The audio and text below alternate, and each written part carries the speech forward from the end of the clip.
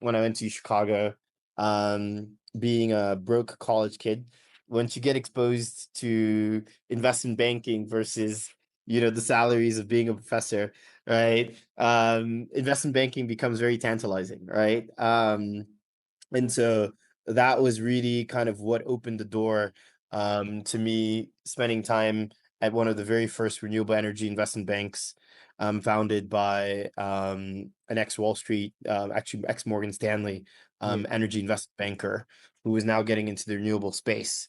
And so Yeah. that was my first foray into investment banking as an intern. Yeah. He then opened the door for me to go to Blackstone, which opened my eyes to private equity and what private equity was doing in the US. And that's a big trend we can talk about later. No. Right. And then through that, I asked the question, look, I want to go back to Africa soon, right?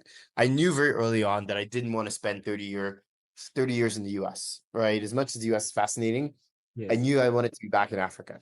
So I Yeah. wanted sort of what I would call the shortest education in US finance that would Wow. enable me to be successful on the continent.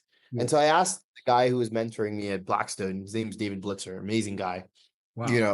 what would be where would be the best place for me to go Mm. to be able to get to a place where I'm able to execute capital early on.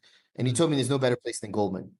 Wow. And honestly, I think true to his word, probably 9 months into my time at Goldman, I started being able to execute trades, right? And actually, deploy capital.